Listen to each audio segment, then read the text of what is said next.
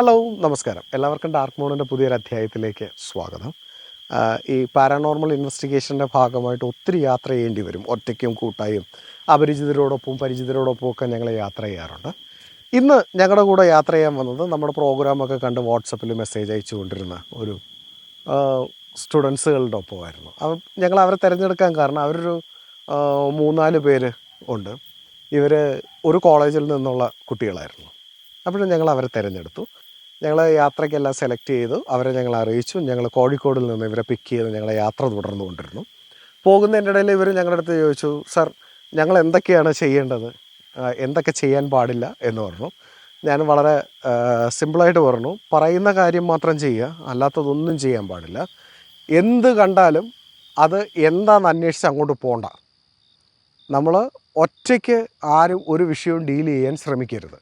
നിങ്ങൾ ഒരു സാധനം കണ്ടു, എന്തെങ്കിലും കണ്ടാൽ തന്നെയും ഒറ്റയ്ക്ക് എഴുന്നേറ്റ് അതിനെ ചേസ് ചെയ്യാനോ നിങ്ങളുടെ ധൈര്യം കാണിക്കാനോ ഒന്നും ശ്രമിക്കരുത്.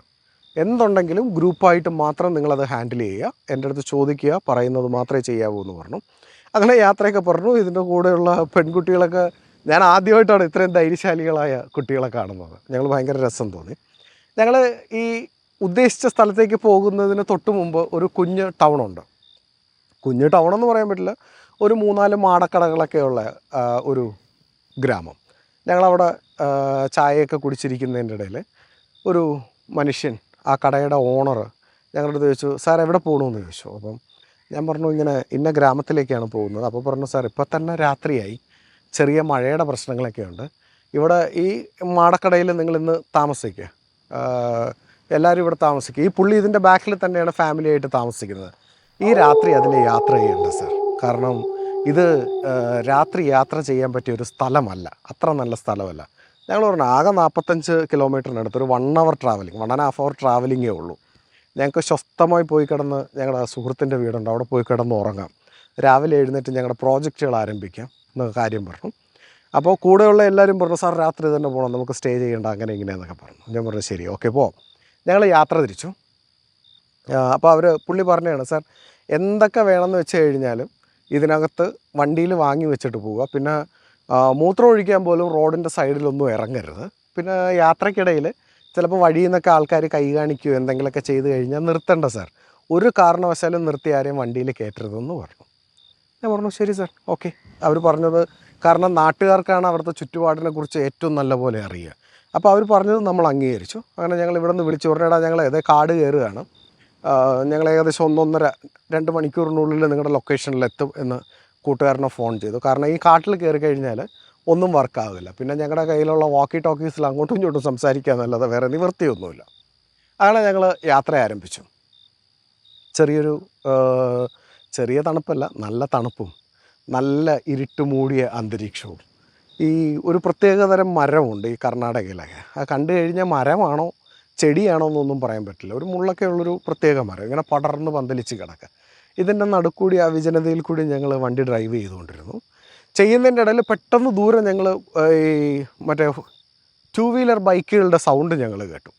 അതിൻ്റെ ലൈറ്റൊക്കെ ഫ്ലിക്കർ ചെയ്യുന്നുണ്ട്. അപ്പം എൻ്റെ കൂടെയുള്ള പിള്ളേർ പറഞ്ഞു, ചേട്ടാ നമ്മുടെ പിന്നാലെ ആരോ വരുന്നുണ്ട്, ബൈക്കിലുണ്ട്, നമുക്ക് അവരെ കൂടി ഒന്ന് സ്ലോ ആക്കി അവരുടെ കൂടെ ട്രാവൽ ചെയ്യാമെന്ന് പറഞ്ഞു. കുട്ടികളുടെ ഉള്ളിൽ ഭയവുമുണ്ട്, പിന്നെ ആരെങ്കിലുമൊക്കെ റോഡിലുണ്ടല്ലോ, അപ്പോൾ അവരെ കൂടി കൂട്ടിന് കിട്ടുമല്ലോ എന്നുള്ളൊരു ധൈര്യമായിരിക്കാം. അവർ പറഞ്ഞു. ഞാൻ പറഞ്ഞു, ഒരു കാരണവശാലും ഞാൻ വണ്ടി നിർത്തില്ല എന്ന് പറഞ്ഞു. അങ്ങനെ വണ്ടി നിർത്തിയൊന്നുമില്ല, ഞാൻ ഡ്രൈവ് ചെയ്തുകൊണ്ടിരുന്നു.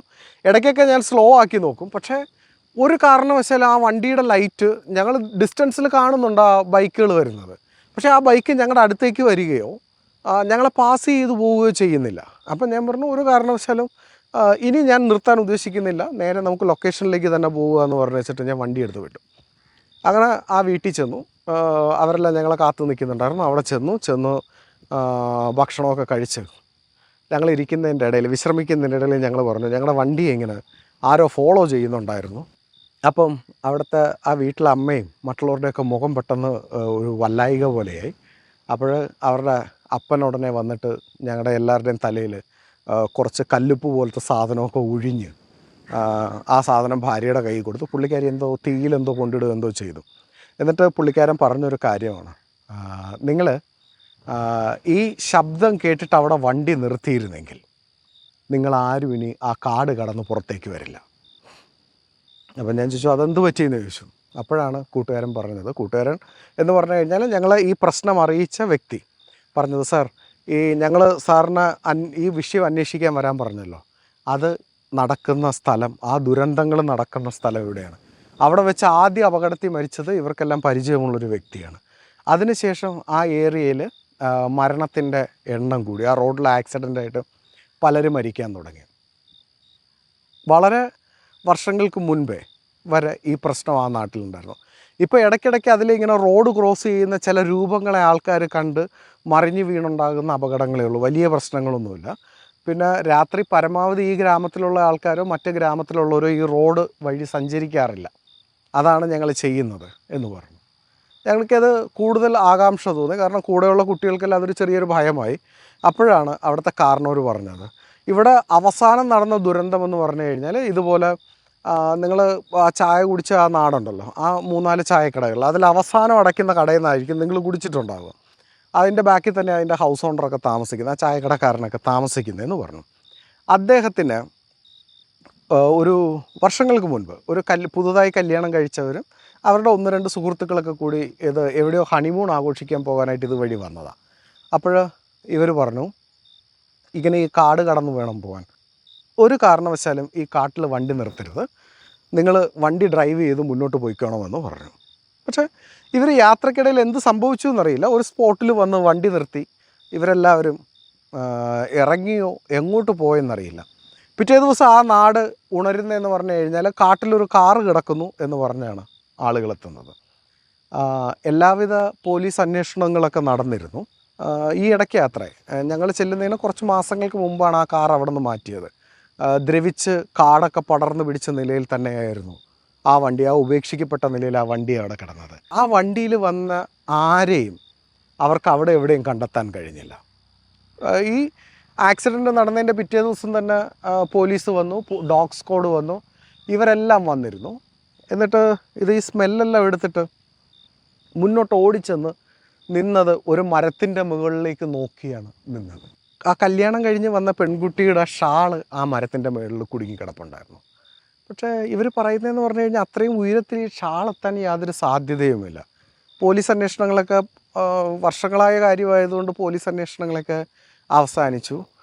ഈ ഇടയ്ക്ക് ഈ വണ്ടി ഇവിടെ നിന്ന് മാറ്റുന്ന സമയത്ത് എന്തുവാണ് സർക്കാർ അവർ മരണപ്പെട്ടതായി പ്രഖ്യാപിക്കുകയും മറ്റ് നടപടികൾ മുന്നോട്ട് കൊണ്ടുപോവുകയും ചെയ്തത്. ഇന്നും ആ കാടൊരു ഭയപ്പെടുത്തുന്ന സ്ഥലമാണ്.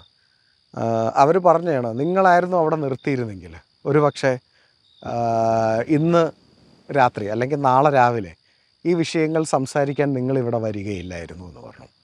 അപ്പോൾ എൻ്റെ കൂടെയുള്ളൊരു പെങ്കൊച്ച് പറഞ്ഞു, അത് ചിലപ്പോൾ ആ ചായക്കടക്കാരൻ്റെ എന്തെങ്കിലും കൊട്ടേഷനോ അല്ലെങ്കിൽ എന്തെങ്കിലും തട്ടിപ്പോ ആയിരിക്കാമെന്ന് പറഞ്ഞു. അപ്പോൾ പറഞ്ഞു, അയാളുടെ കൈയും കാലും ശ്രദ്ധിച്ചോ, പുള്ളി ഞൊണ്ടിയല്ലേ വരുന്നത്. അവിടെ നടന്ന അപകടങ്ങൾക്ക് പിന്നിലെ സൂത്രധാരൻ ഇയാളാന്ന് പറഞ്ഞു വെച്ചിട്ട് പോലീസും അന്വേഷണ ഉദ്യോഗസ്ഥന്മാരൊക്കെ കൊണ്ടുപോയി വല്ലാതെ മർദ്ദിച്ചു ചോദ്യം ചെയ്യലിന് വേണ്ടി. അങ്ങനെ അവർ ചവിട്ടി ഓടിച്ചതാണ് ഇദ്ദേഹത്തിൻ്റെ കൈയും കാലും. ഇന്ന് വരെയും ആ സ്ഥലത്ത് ഈ ദുരന്തത്തിന് ഒരു തെളിവും അവശേഷിപ്പിക്കാതെയാണ് കാര്യങ്ങൾ മുന്നോട്ട് പോകുന്നത്. ഇത് കേട്ടപ്പോഴത്തേക്ക് ഞങ്ങളുടെ കൂടെയുള്ള വന്ന ആൾക്കാരുടെ പകുതി ജീവൻ പോയി. രാത്രി ഞങ്ങൾ ഉറങ്ങാൻ കിടക്കാൻ നേരം അവർക്കെല്ലാവർക്കും റൂം അലോട്ട് ചെയ്തിരുന്നു. അവർ കിടക്കുന്ന സമയത്ത് ഞാൻ പുറത്ത് വരാന്തയിൽ കിടക്കാനാണ് താല്പര്യം കാണിച്ചത്. ഇച്ചിരി കഴിഞ്ഞ് നോക്കാൻ നേരം ഈ കൂടെ വന്ന ടീമെല്ലാം എൻ്റെ കൂടെ വന്നിരിപ്പുണ്ട്. എൻ്റെ അടുത്ത് പറഞ്ഞു, ചേട്ടാ നമുക്ക് രാവിലെ ഒരു 11 മണിയാകുമ്പോൾ തിരിച്ചു പോയാലോ. നിങ്ങൾക്കും ഇത്തരം വിഷയങ്ങളിൽ താല്പര്യമുണ്ടെങ്കിൽ ഞങ്ങളൊക്കെ വാട്സപ്പിൽ മെസ്സേജ് അയയ്ക്കുക. സെലക്ട് ചെയ്യുന്ന ആൾക്കാരുമായിട്ട് ഞങ്ങളുടെ അടുത്ത പ്രോജക്റ്റിൽ ഞങ്ങളുടെ കൂടെ യാത്ര ചെയ്യാം. ഇത്തരം വിഷയങ്ങൾ അന്വേഷിക്കാൻ പോകുമ്പോൾ പല കാഴ്ചപ്പാടുള്ള ആളുകളെ ഞങ്ങൾ കൂട്ടുന്നതെന്ന് പറഞ്ഞു കഴിഞ്ഞാൽ പലരുടെയും വിശ്വാസങ്ങളും പലരുടെയും എക്സ്പീരിയൻസുകളും ഡിഫറെൻ്റ് ആയിരിക്കും. അത് പഠിക്കുന്നതിനും മനസ്സിലാക്കുന്നതിനും വേണ്ടിയാണ്. മറ്റൊരു പാരാനോർമൽ സ്റ്റോറിയുമായി വീണ്ടും കാണാം. Thank you.